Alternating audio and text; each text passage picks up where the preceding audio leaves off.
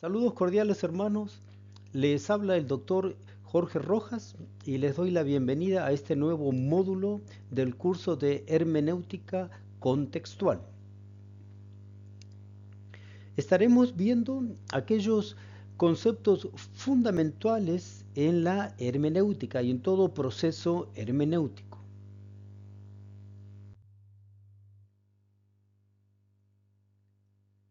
Cuando hablamos de hermenéutica, estamos hablando de la ciencia que se dedica a fundamentar o especificar aquellas reglas, aquellos principios para una correcta exégesis, es decir, para una correcta explicación del texto bíblico en este caso.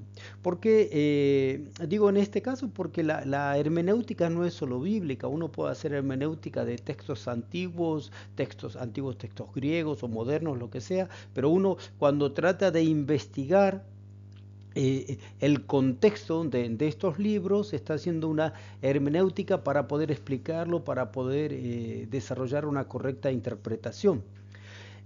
En lo que respecta a nosotros, tratamos de encontrar aquellos elementos que son fundamentales para nuestra vida cristiana, porque todo nuestro ser cristiano se fundamenta en la palabra de Dios, tiene su fuente en la palabra de Dios. Ahí descansa todas nuestras acciones, todo depende y la última autoridad en todo esto la tiene la palabra, la primera y la última. Ahora, ¿cómo nos acercamos al texto bíblico? ¿Cómo nos acercamos a la palabra de Dios? Bueno, esto es lo que precisamente estudia la hermenéutica, porque la palabra de Dios es necesario que sea analizada en su contexto, pero también es interpretada desde este contexto. No solo es importante en el contexto en el que fue escrito, sino también el contexto en el que es leído. De manera que se produce un diálogo, una interrelación entre Dios que habla en su palabra y nosotros que la escuchamos, le preguntamos y respondemos con nuestras acciones, con nuestra vida.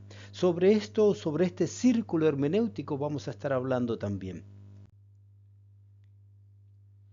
Es una necesidad porque la palabra de Dios fue escrita en otro idioma, fue escrita en otra cultura, en otro tiempo, en otro contexto. Entonces es necesario para el hombre de hoy y en cada tiempo que la palabra de Dios es leída, es necesario que sea explicada. Por eso se habla de las tres Q. ¿Qué dice la palabra? Para tratar de entender qué dice, es importantísimo recurrir a cuanta herramienta tengamos a mano para poder descubrir qué fue lo que dijo el Espíritu Santo en un determinado momento, o qué le habló, qué le inspiró al escritor, al agiógrafo, al escritor sagrado en ese momento. Entonces, para eso recurrimos a muchísimas herramientas como lo son los diccionarios bíblicos, los comentarios bíblicos, hasta incluso nos pueden ayudar las Biblias interlineales. Y algo que es fundamental para ver el contexto sociológico cultural son los compendios culturales o los comentarios culturales, tanto del Antiguo Testamento como del Nuevo, en el hebreo y en el griego. O algunos diccionarios, como por ejemplo el Kittel, que nos dice una voz, por ejemplo, cómo era entendida en el tiempo antiguo griego, cómo la entendieron los apóstoles o el escritor Pablo o Pedro o Juan, y cómo se interpretaban esos textos en el lenguaje culto, en el lenguaje popular, en el koiné, ¿verdad? De donde viene koinonía, comunidad, común. Entonces, son muy necesarios todos estos herramientas para ver qué dice el texto. Ahora, no nos podemos quedar solo en el aspecto académico, en qué dice el texto, con toda su geografía, su historia, la explicación filológica. Hay algo más. Entonces, un segundo paso es qué me dice a mí.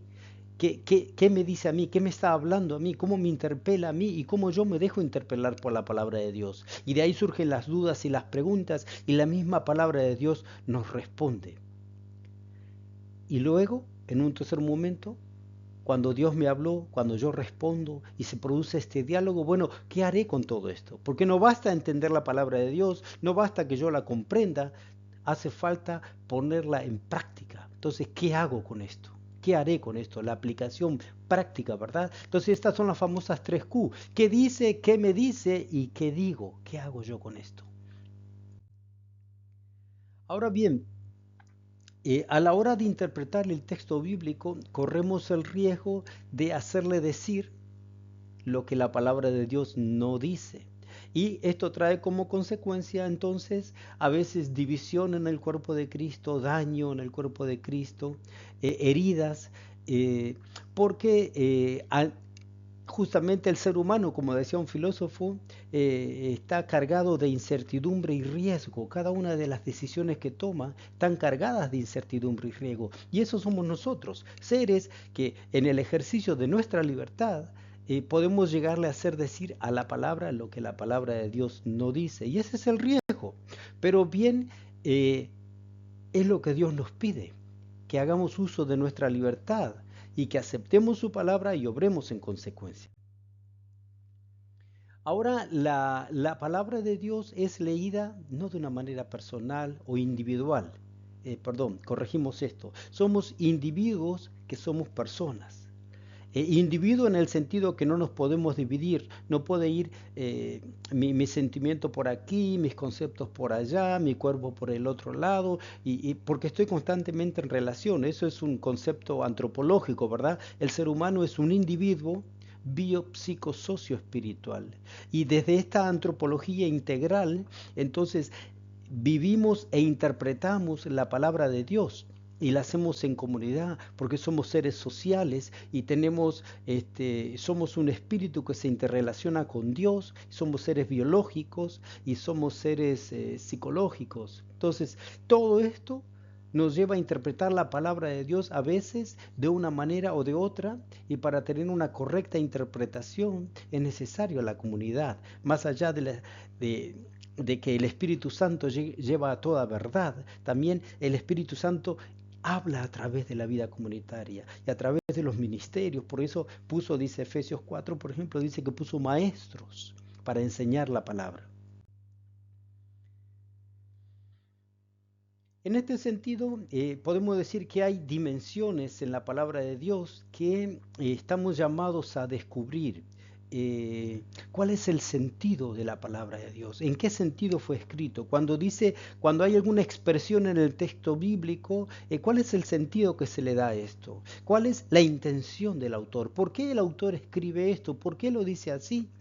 Entonces, cuando entendemos el texto en el contexto en el que fue escrito, tiene esta misma palabra de Dios que se viste, podemos decir, con el ropaje de la época. En aquella época Dios habló en hebreo, Dios habló a la geógrafo en griego, y así fue escrito. Entonces, cuando le habla a estos seres, les habló con una finalidad, con un sentido. Y ese sentido es necesario comprenderlo.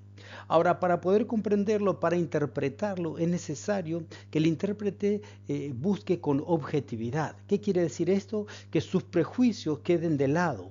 Es cierto que se hace difícil ser objetivo en todo, pero si yo desde una ideología política, sociológica, filosófica o religiosa llego a la palabra de Dios para fundamentar mis ideologías, ahí ya estoy perdiendo la objetividad.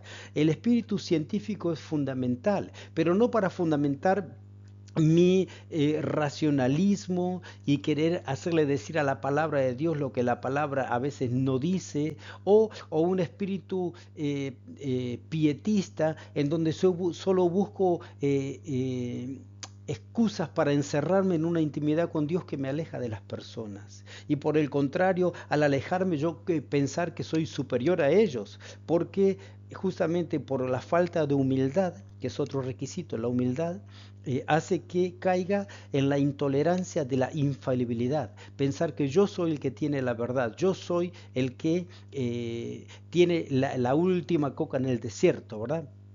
Entonces, cuando uno es humilde y se deja guiar por el Espíritu Santo, justamente se ve el otro requisito, que es la capacidad espiritual para aceptar y vivir la vida de la fe de una manera íntegra. Pero esto solo se puede hacer si hay apertura a la acción del Espíritu Santo.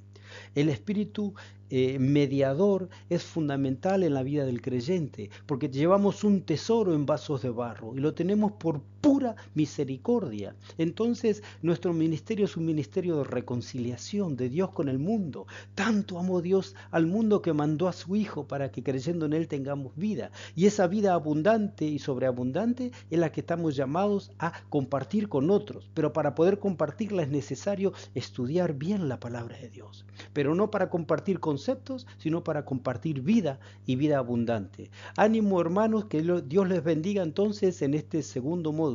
Un gusto estar con ustedes.